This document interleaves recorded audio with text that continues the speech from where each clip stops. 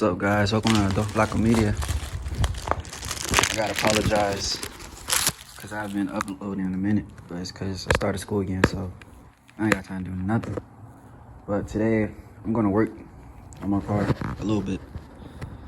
I'm gonna also show you guys how, well, not show, explain how to do a REW swap as simple as possible. I'm gonna try though. But you can see I moved into my new house. Oh, not my house, my parents' house. So we got a garage. They kicked me out because of the gym stuff. But it's all good. But today I'm gonna something fairly simple. I'm gonna change this this intercooler thingy out because it's too short, and when I let go full boost it slips off. So I bought a longer one and a new clamp because this clamp right here is like bent and I feel it's gonna snap any minute. So yeah, I'm gonna do that, and then I'm gonna explain to y'all what all you need to do a REW swap the simplest way possible, because that's the way I did it because I was broke. But yeah, let's get to this right here, and then I'll start explaining. All right, so my dumb ass, I bought the coupler online, right? But I bought it 3-inch diameter. But then I forgot to realize that I have two different size intercooler piping. The one leaving from the turbo itself is 2.5, and then the one coming out the intercooler into the intake itself is 3 inches. And I went by off that piping, so I gotta put back the older one and order a smaller one online because none of the other parts stores have anything. I went to O'Reilly's and AutoZone, both of the AutoZones, Advance and AutoZone. They ain't got nothing. So that's that. I'm gonna just go back home and then continue with the video explaining how to do the REW swap. So I'll catch you on a few. Alright, so I'm back. So I put the old one back, the old coupler back, and I precision it in a way, hopefully it doesn't come loose. I don't think it will. But anyways, look, I made a list for y'all and everything. Alright, so how to do the REW build on an RX8 101. Bring out your calculators, pen and pencil. This is a time test. Alright, let's get it. So first, I'm gonna start off with the motor. I bought the motor for $2,300. Don't ask me where I got it. It's just I got it from a friend that knew a friend that distributes that imports motors from Japan and shit. So bam, I got the motor, REW 1999 to be exact, motor for $2,300. Boom, I got the motor. It came with the twins and everything, but can't use the twins. I still got them. So I rebuilt the motor, but I did not resurface the housings. The housings were still in good shape. When we first opened this motor, we were like astonished how good the parts are, how good the internals were, and the rotors were like brand new in a way compared to the US REW motors. Japan takes care of the shit. That's long story short. So I did not resurface my housings, but I did replace all the seals. I went with rotary aviation classic seals and Atkins, I don't know if I'm saying them right, Atkins corner seals. Last time I did a compression test on this thing, it was in the 90s and high 80s. So it's not perfect compression, but it's just not perfect compression, but it's good compression, if you get what I'm saying. Mind you, this is a budget build. I was going the cheapest route, fastest way I could get this done. Alright, so bam, I got the motor, rebuilt it. To fit the motor in here, you have to bang all this shit back here. You have to bang all that shit. So bam, I banged all that shit. I shaved this piece right here, shaved it down because it was still touching of the top intake. What else? I think I had to plug one of the vacuum hoses. And then I also had to get the engine mounts. I went with CX Racing engine mounts and the CX Racing lower intake. I suggest not going with CX Racing, honestly. I really dislike the engine mounts. I just don't like them. The bolts stick too close down to the ground, so I can't lower the car as low as I want. So I suggest going with a different engine mount company. But the lower intake manifold, it does a good job. It came with its own rails, the own fuel rail right here, and it hasn't given me any issues. Thank God. Cross my fingers. That cost me. How much it cost me? The engine mounts was like $550. Yeah, $550. And then the lower intake, I forget how much that was. Let me see my list right here.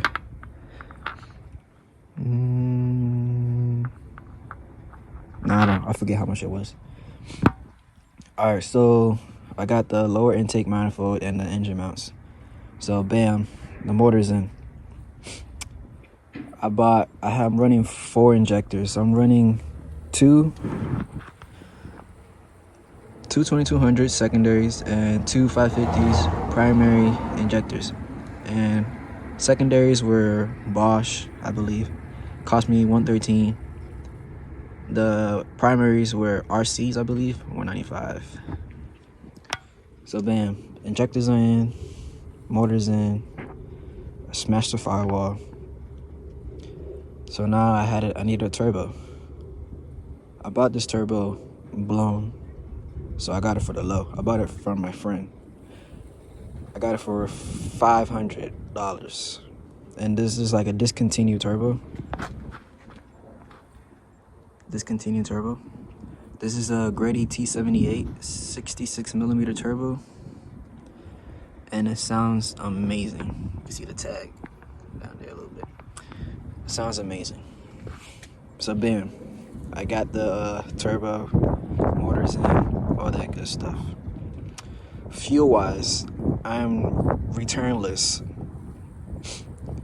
The only thing I swapped was the fuel pump itself inside the little canister under the rear seat. That's the only thing that I swapped out, and I swapped it out with Aeromotive Stealth 340 fuel pump. I forget how much that was. So yeah, the fuel is returnless. I run regular 93 pump gas, pre-mix, and all that good stuff. What else? Got the fuel in. Oh yeah, my ignition codes. These were very, very, very important. These were like 100. 100. I wish. These were like 600 or so, and I bought those from Angel Motorsports. They're AEMs, and they work phenomenal. I haven't had no issues with them. But you can start the car with the RX8 OEM ignition coils. You just can't push the car, high revving. But also, look, I missed a very important part. When you're doing a swap, you need to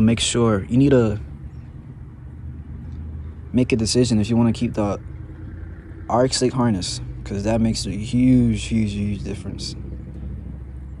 And if you do keep the RX8 harness, you need an aftermarket ECU. You need to go with an Adaptronic or something similar. I know you could go with Haltech, Haltech or Adaptronic, from my knowledge. So yeah, you need that. And you keep the RX8 harness, which is cheaper way. And you got to keep the RX8 front mount. And when you keep the RX8 front mount, you need to make an AM fitting for the oil return line on the side of the face of the front plate. And I believe you need to inside the front cover of the RX8, you need to make room, like bank up the inside, make room for the, I believe it's a counterweight that's spinning back there. Don't quote me on that because I don't remember that part. But you need to like shave it down a little bit to make room so the counterweight doesn't hit the inside of the front cover. Because remember, this is a RX7 motor, not a RX8 motor. So yeah, got that out the way. Another important fact that you guys need to know is when you're doing this swap and you decide to go street port or full Bridgeport, if you go full Bridgeport, it's gonna come with some issues. You're gonna run into the issue of idling, and that's a pain in the ass because you can't the Adaptronic does not control the idling. So there's two ways you could fix that issue. One is the getaway. You open this up right here and mess with the gear. There's gears in here, and it opens and closes the valve inside here, the throttle control body. You mess with the gears to bump up the idling, but that's the getaway. You're basically tricking the computer, but the computer is gonna catch on and your throttle body is gonna stop working and you're not gonna have no throttle response. So you got that. Or you could change take the ECU, the OEM ECU, and ship it to this company down in Florida called Fatty Motorsports, and they could tune OEM RX8 ECUs, and they have like stages, like stage 1, stage 2, stage 3. I didn't need those stages, I just needed the idle. But I don't know if they're still doing that service. You just gotta find it. I found they had it available on eBay, but I don't know if that's still available. So the easiest route is just to go street port, large street port, and you don't have to worry about idling issues because the street port idles same as stock ports. Okay, so we got that out the way. I'm running a stage 3 spec clutch. Oh yeah, I used the RX8 transmission. It bolted right up. Only like a few bolts didn't match up, but the rest of them did, and I haven't had no issues. I still have the stock RX8 tranny and haven't had no issues. The turbo manifold itself, I got that done custom by Angel Motorsports. He made it from scratch. The downpipe, Angel Motorsport did it. Excuse me. I upgraded my radiator to an aluminum one. I haven't had no issues. Oh, do not upgrade the fans. I repeat, do not upgrade the fans. The stock OEM fans are the best fans. I never had any overheating issues, and they work marvelously forever. So do not upgrade this. Y'all can make it look pretty, but keep the same fans. They work excellent. I'm trying to think what else I'm missing. I mean, I did mention this was a rebuild. I bought this turbo blown, so I had to rebuild it. It was hell trying to source out the parts because, like I said, they don't make that turbo anymore. I'm trying to think. I think I mentioned everything.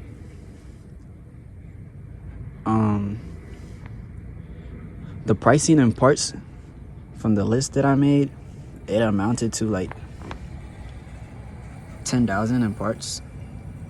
This list is old, and I remember making this list when the car got started. So I was at 10,800 when the car started up, and that's without the side mods. That was without the side mods and all that stuff. But I had my friend build the motor, import it, and then I had to take it into Angel Motorsports for all the fab and all that good stuff. But yeah, that's pretty much it. It's a good angle right here. This was my first car, and I've been building this shit forever, since the Renaissance blew on me twice. But hopefully this video helps guide everyone slightly. I kept the same. You have to use the OEM MAF airflow sensor. You gotta buy a little kit for this right here and get it welded on there. And you gotta buy RW oil neck. Okay, lastly, to end this video, I used 2 Turbo Smart wastegate 7-pound. I forget how many the millimeters were, and that's it. I'm gonna do a little walkthrough of the car.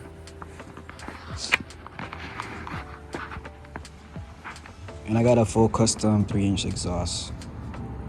It has been tuned, but I need another tune because I did some upgrades that need to be integrated into the tune. So the only thing left is the tune. Oh, and I got a manual boost controller because Adaptronic doesn't work well with the electronic one. But yeah.